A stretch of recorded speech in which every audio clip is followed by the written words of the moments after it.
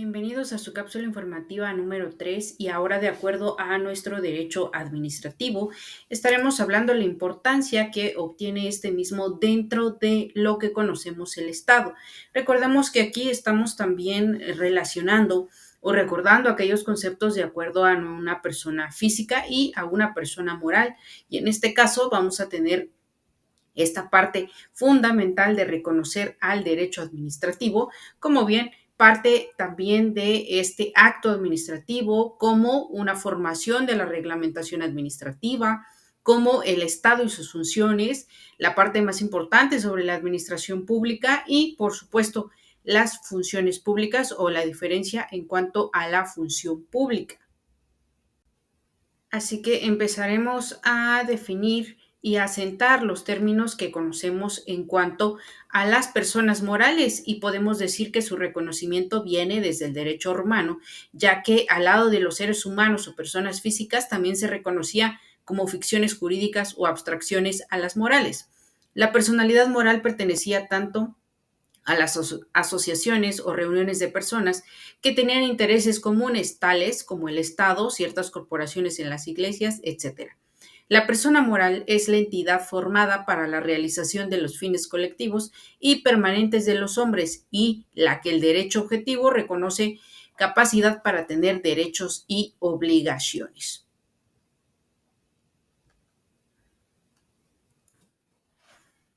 De acuerdo al mismo tema, vamos a encontrar a nuestro autor García Maínez, quien comenta lo siguiente: la persona moral posee derechos subjetivos y tiene obligaciones, aun cuando no pueda por sí misma ejercitar las primeras ni dar cumplimiento a las segundas. La persona jurídica colectiva obra por medio de sus órganos. Los actos de las personas físicas que desempeñan la función orgánica de las personas morales no valen como actos de las primeras, sino de la persona colectiva.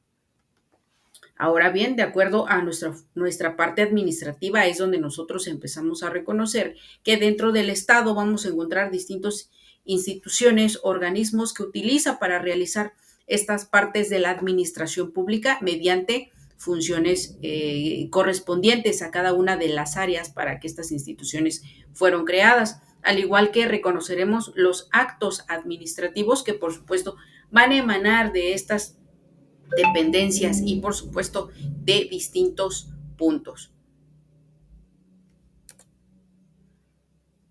Ahora bien, tenemos que tener esta importancia del derecho administrativo y por supuesto reconocer la participación en nuestro Estado.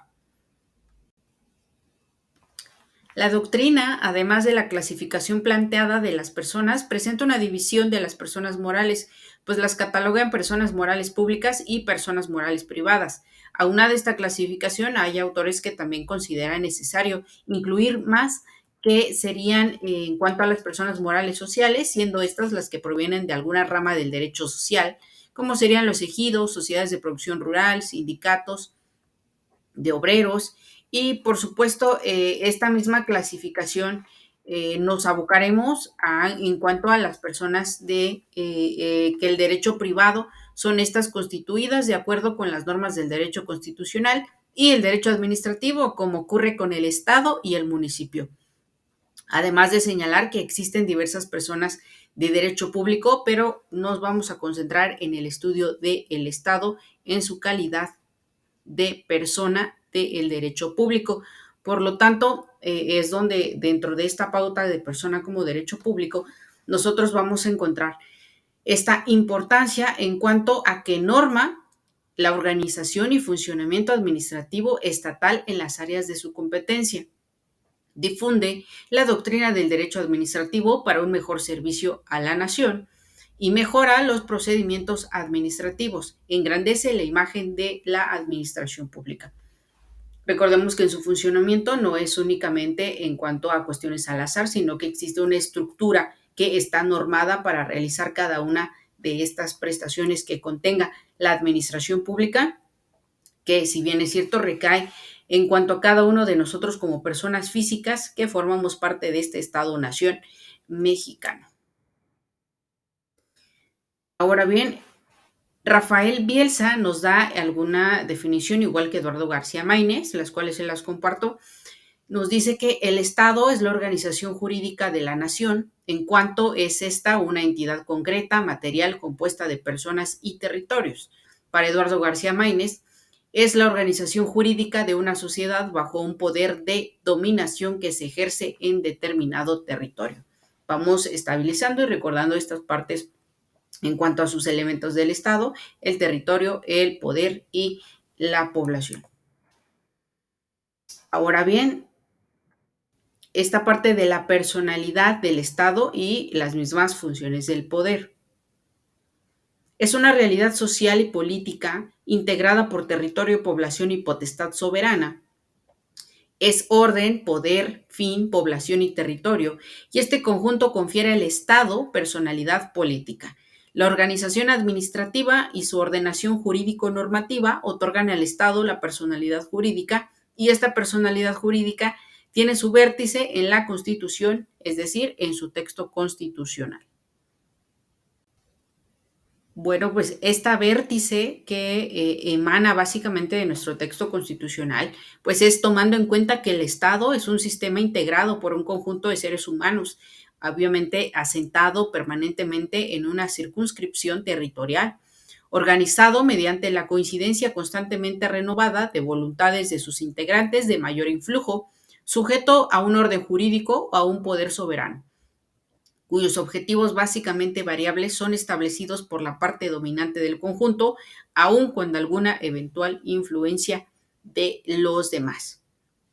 Los hombres, es decir, los seres humanos, nuestra especie, que pertenecen a un Estado, son los que componen la población. La calidad de miembros de la comunidad jurídicamente organizada supone necesariamente en quienes la poseen el carácter de personas y por ende la existencia a favor de los mismos, en una esfera de derechos. El conjunto de derechos que el individuo puede hacer valer frente al Estado está integrado o resumido por tres clases, que son los derechos de libertad, los derechos que se traducen en la facultad de pedir la intervención del Estado o favor de intereses individuales, y los derechos políticos. Cada uno de estos, por supuesto, anuados a la vigencia de la ley correspondiente en cuanto a los intereses del ciudadano a aplicarlos. Ahora bien, cuando hablando de esta misma personalidad jurídica del Estado, pues se entiende como personalidad jurídica la investidura configurada del derecho positivo atribuible a cualquier corporación o colectividad jurídicamente organizada, a condición de tener aptitud para ser sujetos de derechos y obligaciones. Es importante que también recordemos que la personalidad jurídica del Estado como persona colectiva nace única y exclusivamente cuando el orden legal ha determinado el correspondiente reconocimiento. Dicho reconocimiento solo puede provenir de un orden legal creado por el Estado mediante el establecimiento de las bases sobre las cuales se desarrollará su actuación y la de su población, las cuales no podrán ser transgredidos ni por el propio Estado. Es decir, existe esta pauta, este equilibrio que la potestad del Estado pues tampoco puede investir o violentar algunas de las otras cuestiones como son derechos humanos, derechos fundamentales, y por supuesto ya estaremos hablando en cuanto a las personas físicas que llevan a cabo alguna parte de esta manera administrativa frente al Estado, y por supuesto aquellas cuestiones que tengan que ver con los actos administrativos. Gracias por su atención.